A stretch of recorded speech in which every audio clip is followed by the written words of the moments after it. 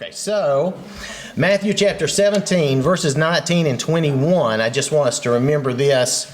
I'm going to have to read it from my phone here.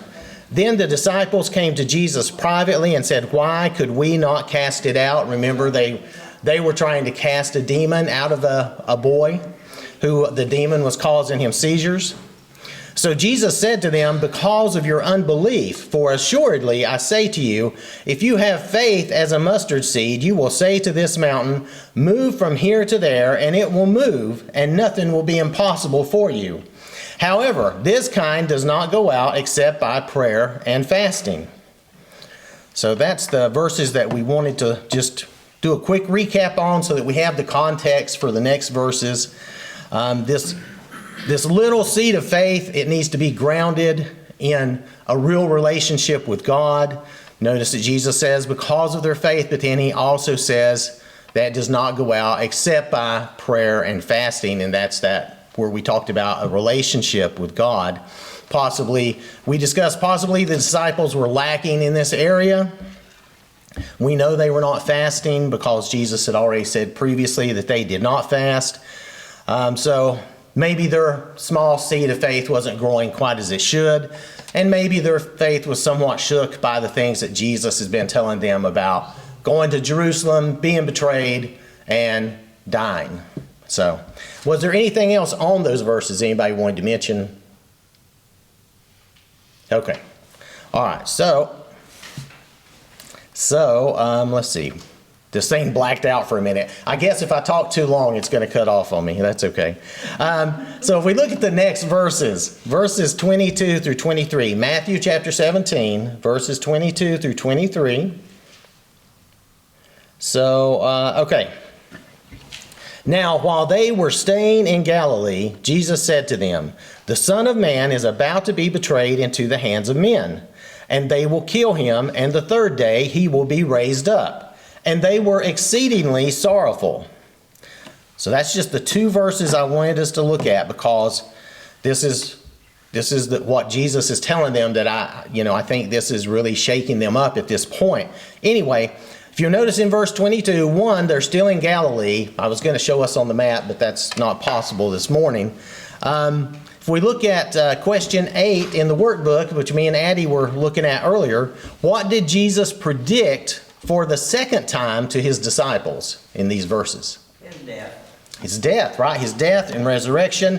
And the workbook author and some other people, they try to count the number of times that Jesus tells the disciples. However, the problem is we're really only being told these times that are recorded that he told the disciples this. We're going to read some other verses that really imply that he was telling them this a lot. He was really trying to get it through to them. But we'll see that as we go. I just wanted to mention it. Now, how did the disciples react to this? Yes, Matt? They were deeply grieved.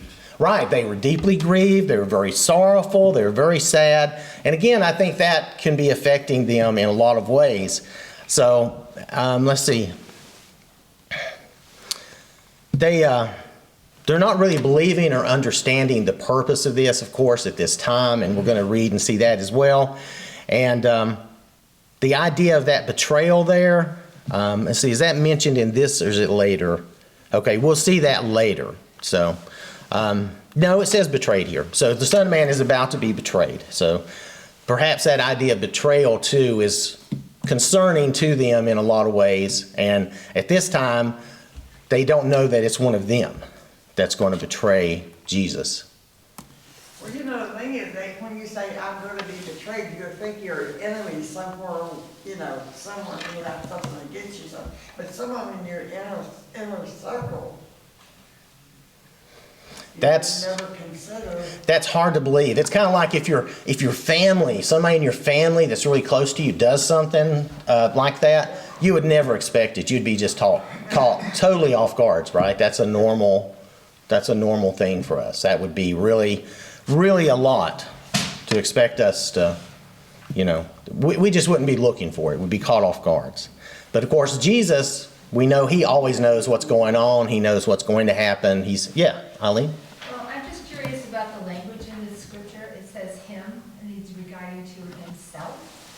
So I I just was curious why that would be put that way.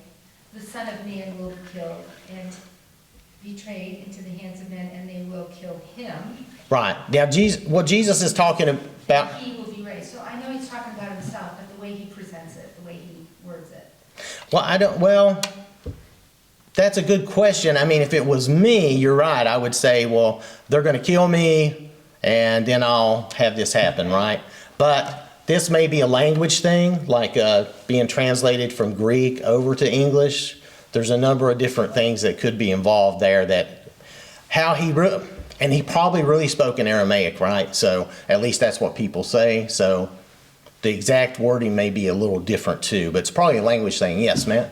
Well, it kind of goes to this motif where he often, I think the most often he refers to himself as the Son of Man. And so it's kind of like that's some guy, right? Like the Son of Man guy. He's not talking about himself, but he is talking about himself, right? Yes, he is So talking since about he's himself. talking about himself that way, then he has to say he. But of course, that's a reference to, I think, Daniel 7. Yeah. The Son of Man, one will come like the Son of Man, and he's basically God. Right. The Son of Man reference is, and maybe that's why he uses that type of language too. It's a good point, because he is referring to the Son of Man, which is they've read about in the scriptures back in Daniel. So, and that is supposed to be the Messiah, this God figure, this God man coming. So maybe again that's why he refers to that to himself in the third person as well. Since he's given himself that title, he's calling himself that Son of Man. Is that helpful? Yeah. Okay. So if we look at Mark chapter 9, verses 30 through 32, that's Mark chapter 9, verses 30 through 32. Then they departed from there and passed through Galilee, and he did not want anyone to know it.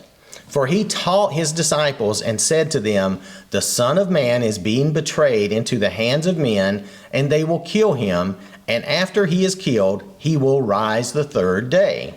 But they did not understand this saying and were afraid to ask him.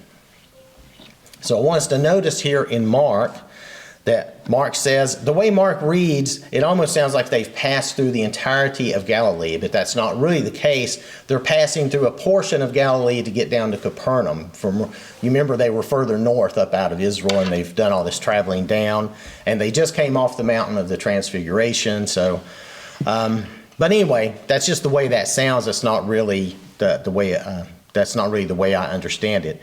So anyway, another thing. You'll notice that he taught his disciples and said to them this same thing. He's telling them this, he's teaching them this, telling them to expect this. So that's why I say there's more times that he's telling them this.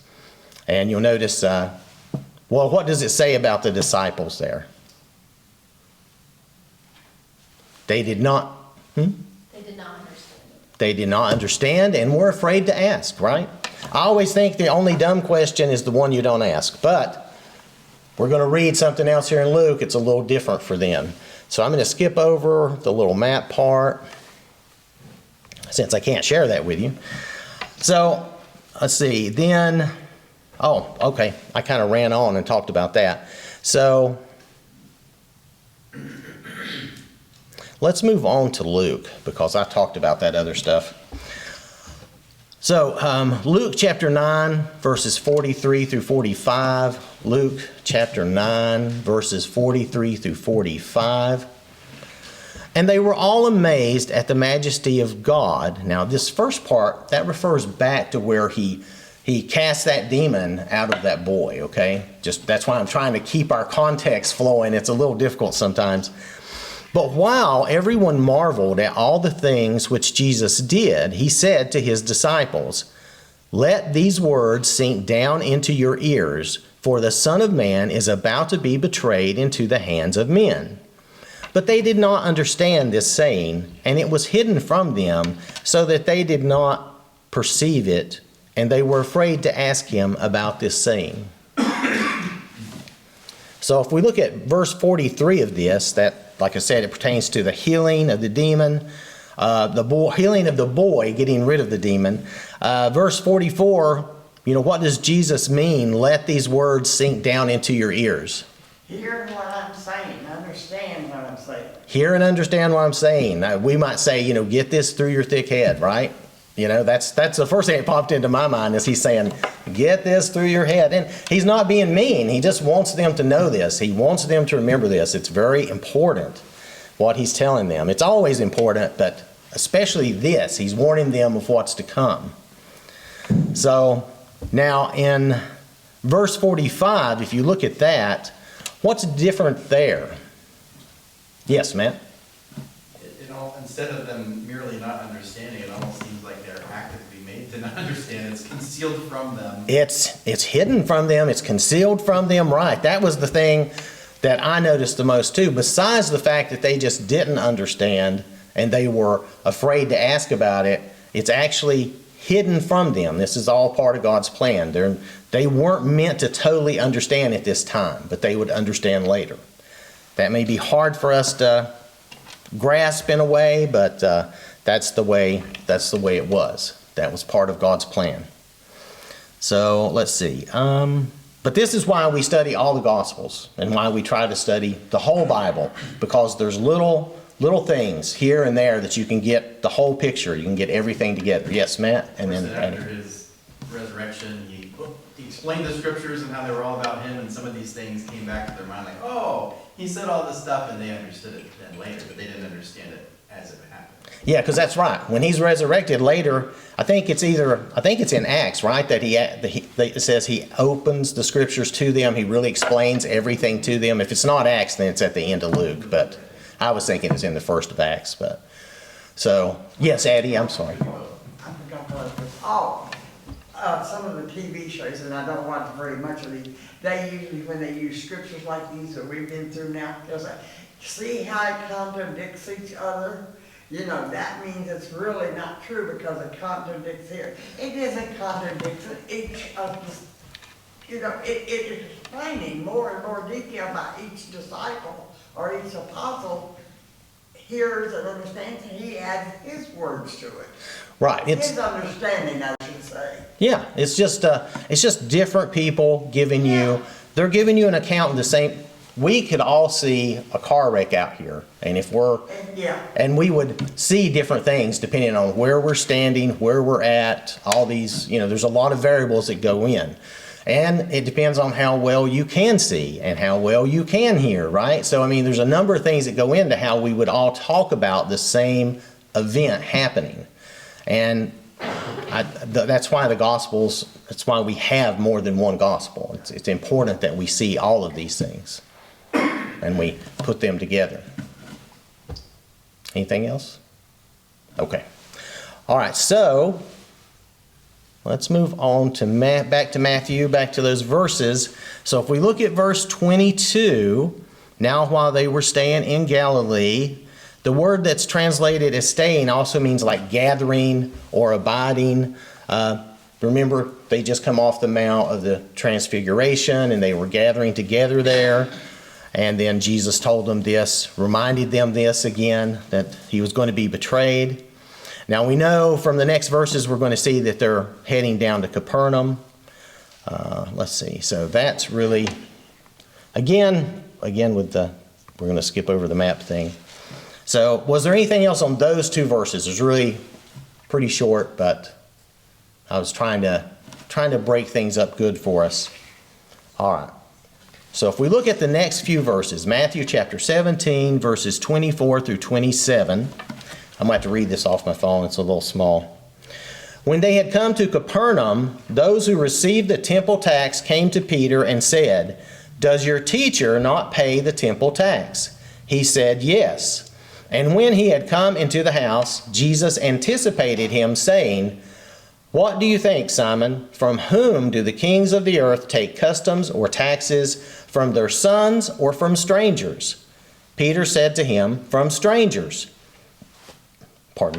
Jesus said to him, "Then the sons are free. Nevertheless, lest we offend them, go to the sea and cast in a hook and take the fish that comes up first.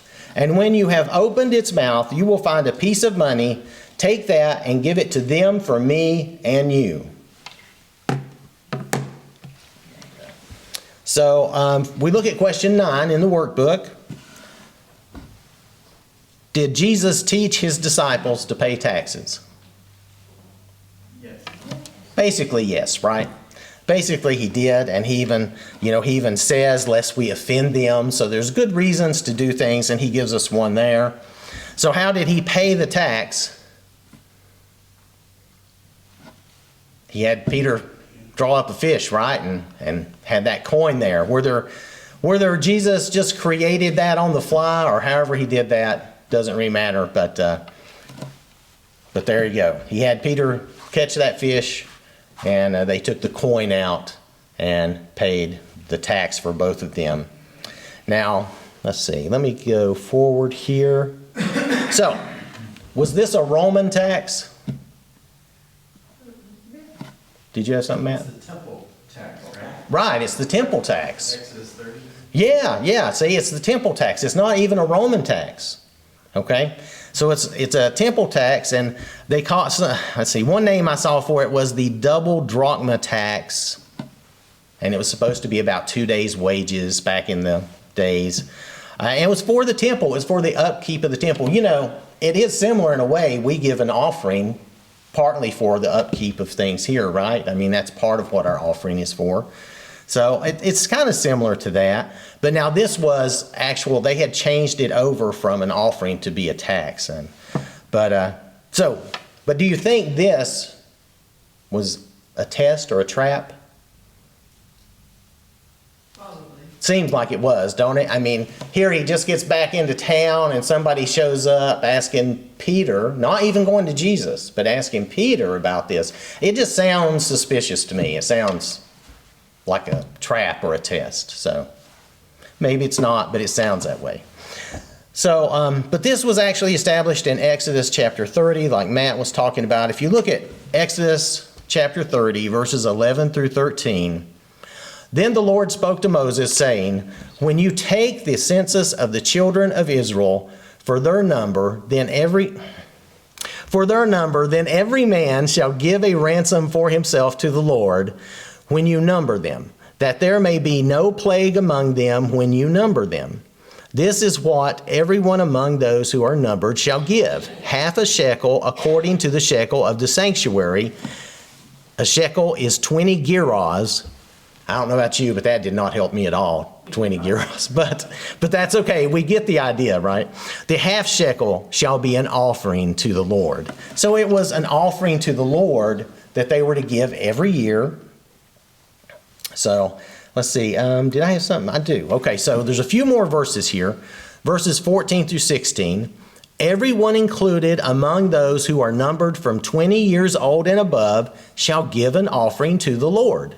The rich shall not give more, and the poor shall not give less than half a shekel, when you give an offering to the Lord to make atonement for yourselves. And you shall take the atonement money of the children of Israel, and shall appoint it for the service of the tabernacle of meeting, that it may be a memorial for the children of Israel before the Lord to make atonement for yourselves. So pretty straightforward offering of atonement, where they were giving to the Lord for this purpose. The money was intended for use of the tabernacle, or later the temple, of course. Yes, Pat? I thought it was kind of interesting too that the writer is Matthew, and he was a Roman tax collector. Yeah, he collected taxes for the Romans. That's true. That's a good point too, because then he writes of this tax. His mind would be about such things, though, wouldn't it? I mean, it would be something he would know about. So, yeah, that is interesting. So if we do go back to Matthew, we see here that even though Moses and God had called this an offering, we see here that it's now referred to as a tax. And is there a difference between an offering and a tax? Yes. I feel like there is. Well, Now, tax is something that you have to pay because it's demanded of you. yes. An offering is something you give out of your heart or because you want to give. And that's the difference. And God wanted them to give this out of their heart, right? But here now, of course, through people being the way we are, I'm not trying to be totally mean, but let's face it, being just the way we are, it turns into a tax, and now it's something that's, like, it's going to be enforced, in some mean way or something. That's how it sounds. So just something to notice. Let's see. So, and also the offering reminds you of God's grace. That was the idea of the verses that he had there for us. Whereas the tax really does have that feeling of what some people will say, you're just being robbed, right? I've heard people say, well, the government's just robbing me, they're just taking money from me.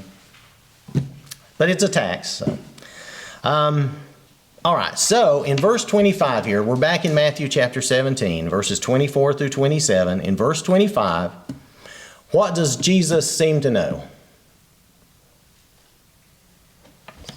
Well, he seems to know what just occurred with Peter, right? That some guy has approached him and asked him about the tax. And I think it's odd that Peter just straight up answered. Maybe it's not odd. Maybe he knows that Jesus always does everything correctly. So maybe that's okay. But he just automatically seems to answer yes. Yes, Jesus pays his taxes. So he's been with him, so I guess he would know. It just, at first glance, it kind of struck me as odd that he's answering for Jesus in that way. But then again, we see that basically he's right. Jesus does pay the tax. So, let's see. So, now if you look at the whole exchange between Jesus and Peter here, what does this exchange kind of imply? If you think about where Jesus is talking about who do they take taxes from, that sort of thing. Matt? It's kind of like Jesus is going toward, hey, we're in the kingdom of God, like just jumping ahead to this stuff doesn't matter anymore because we're in the kingdom of God. But to keep the peace, we're going to play along and do it. Right. We don't want to offend them, so we'll do it, right? But before then, he's like, who do you think they're taking taxes from? Is it from their son? Is it from their family? Or is it from strangers? And, Peter's like, well, of course it's from strangers, right? They don't tax themselves or their family. And, but he's saying, well, then the sons, Jesus says the sons are free, implying that the children of God are free of any such tax or anything like that. That was the implication he was making. And then, of course, he says, like we were talking about, lest we offend, we'll go ahead and pay it. Yes, Pat? If you think of the story about eating food offered to idols, and Christians can do that, but Right. if it's going to offend somebody, they should not. Yeah, it is similar to that in that Paul was talking about that, and he says, don't worry about, your food, where you're getting it from. You're not to participate in the idolatry, right?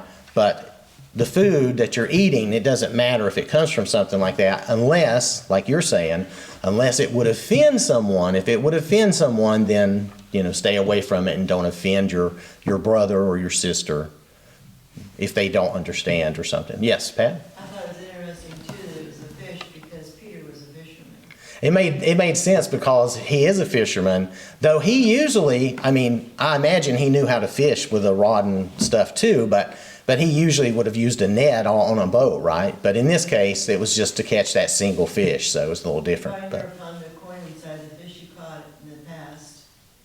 I'm sorry? He probably never caught a fish Oh. that had a coin in his mouth in the past. I wouldn't think so. I don't know. I've never caught a fish with a coin in it. I've not caught as many fish as he did, though, but I have caught a few. I've never caught anything like that, so...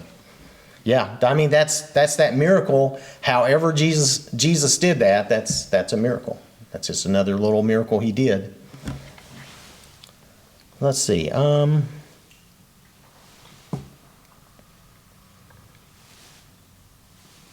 if you notice another thing that Jesus also kind of implies the dishonesty of taxing only strangers.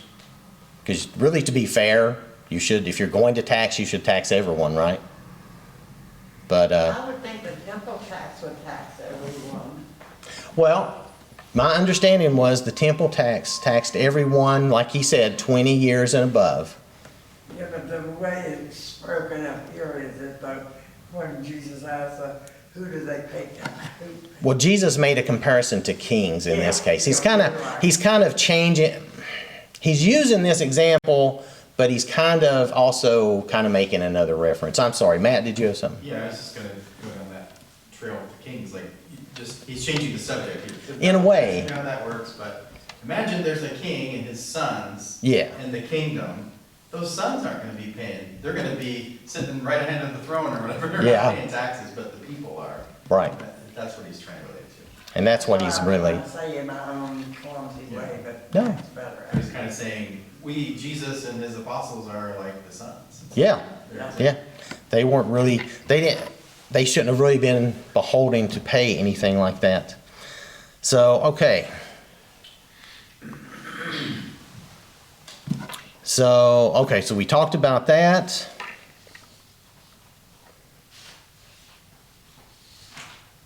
Okay, we talked about the offense, so that's good. We shouldn't purposefully offend others. We should try not to do that. So, okay, one funny thing. What's missing from this account? Actually paying the tax at the end? Well, right. We're never told that Peter actually does it, right? Now we know he did. But I'm just saying, Jesus tells him what to do, but he never says that yes, he went and actually did all that. But we know he did. But I mean, it was just funny that that was not clearly just stated out there.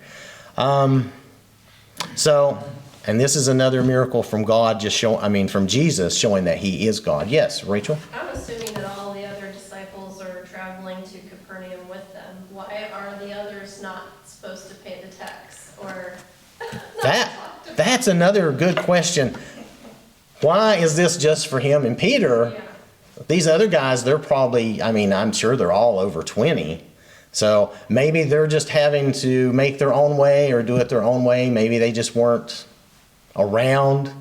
Maybe nobody bothered them. I don't know. But yeah, they're not mentioned in this case. Bothers Peter here, right? Yes, somebody comes and bothers Peter specifically. And you'll notice this isn't in the other Gospels. This is only, and it makes sense, Matthew, being a tax collector, he would have more of a mind for things like this. So, but that's the end of this chapter. Does anybody else have anything else on this or this chapter? Okay. All right, let me switch over here because I just brought it up. All right, so if we look at Matthew chapter 18, this chapter starts by stressing humility. And then it enters this main theme of sin or offenses and forgiveness. There are several parables in this chapter, and some things in this chapter are very challenging, but we'll look at those as we go. If you look at the points to ponder, I'll make that a little bigger for my eyes. The need for humility and concern for others in the kingdom, and dealing with a sinning brother, and the importance of forgiveness. So those are some of the points we'll see here. Main points, I'll just go through the main points of the chapter.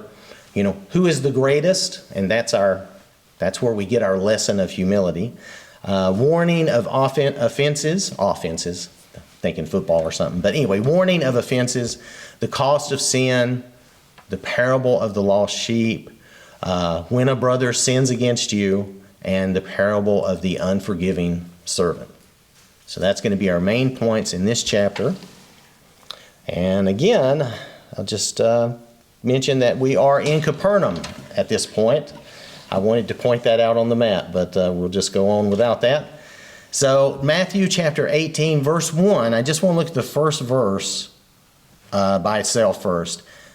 At that time, the disciples came to Jesus saying, "Who then is the greatest or is greatest in the kingdom of heaven?" Now, if we stop for a minute, I just want to look at Mark chapter 9, verses 33 through 35.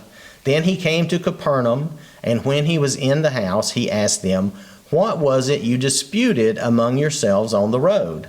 But they kept silent, for on the road they had disputed among themselves who would be the greatest.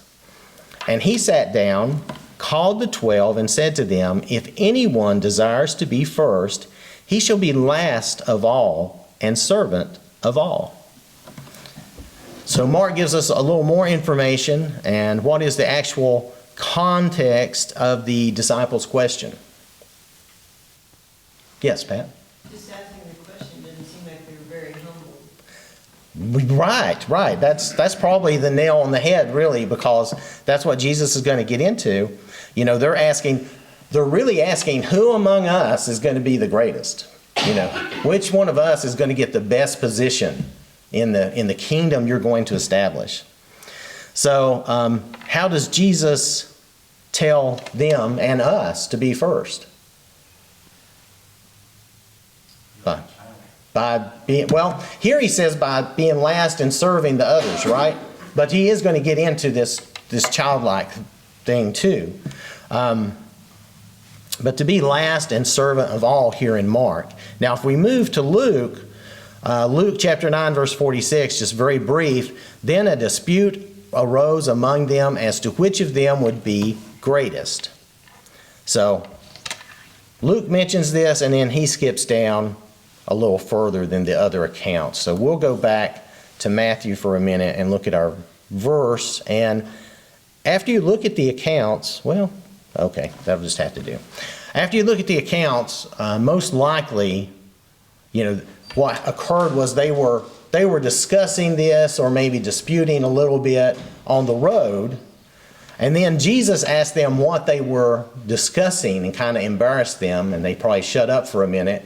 And then, you know, maybe they were silent for just a time. But then, since they probably realized he already knew, they just went ahead and asked him, right? They just went ahead and asked him outright, you know, so who then is greatest? So now whether that's absolutely the order of events doesn't really matter, but that's kind of the way it seems. So what does this discussion and this question say about the disciples? They weren't, like Pat was saying, they weren't being very humble at this time, right? They were being human, if we think about it. They were looking for their own status or their own glory, their own reward. So they were looking for something for themselves. That was the problem there. And we see from the following verses that it's not just an innocent question, and Jesus really is going to correct them. They're going the opposite direction of the kingdom because they're looking for themselves. Yes, Pat? I wonder why they were so concerned about that. I'm not sure. That's why I say I think it's just a human nature thing. Oh, you know, part of it might be, sorry, it's just popped my head. They're guys, right? Now, a lot of guys are competitive. And they don't do it even in a mean way. Like me and my brothers and stuff, we would, be competitive with each other, right? So that's not unusual, as long as you're not doing it in a mean way. So to them, they may have this little friendly competition going in their minds. Because they're expecting, one thing too, they're expecting Jesus to bring about an actual physical kingdom. They don't understand yet that that's not what's going to happen. So they think, well, we're going to be set up as, maybe princes or governors or however you want to think of that. Yes, Or man? even like military generals. Maybe. They're planning ahead, well, we're going to have this war, and which of us do you want to be in charge of the army? And something practical like that. Right. I want to be General Peter or something, something like that. Yeah. That could very well be the case, that they're, because that's their understanding at this point. They don't truly understand that it's not going to be a physical kingdom and that they're not going to be that type of, have those type of positions like governors or generals or whatever. So that's part of what's going on here. And that's why I say they're going the opposite direction of the kingdom. They're going a more humanistic route because they don't fully understand. But they will, but they don't yet.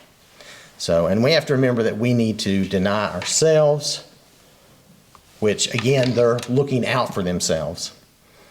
So, let's see. Okay, I rambled on about some of this. So, yeah, they're wondering, where do we sit in the pecking order? If you think about governments and how all the officials are established and everything, they're like, where are we? Am I going to be the vice president or whatever? That type of thing. So, That's why they're asking this question. They just don't understand what's going on yet. If we look at Jeremiah 45 verse 5, and I'll do this quickly. And do you seek great things for yourself? Do not seek them. For behold, I will bring adversity on all flesh, says the Lord. But I will give your life to you as a prize in all places wherever you go. So basically the idea is that, we should not be seeking this greatness, this glory, this status and position for ourselves. Did you have something, Pat? No, it's just, Oh, okay, that's okay. I thought maybe you had something. Okay. So, God is going to sustain our lives and take care of us wherever we are, wherever we go in our lives. So we want to keep that in mind and not worry about those human, earthly desires. So, all right. So let's see. All right, and that just, this is bringing us to the end here of just what I wanted us to look at in this first verse. The apostles, the disciples, they're human just like us, and they're at that point, they're learning and growing, and they're not there yet. We know that later, as we discussed earlier, that Jesus is going to open all the scriptures up to them, and then they will know and they will understand better. But that hasn't, of course, we haven't got to that point yet. So, does anybody have anything else on this before we end class this morning? Okay. All right. Thank you for your time and your attention.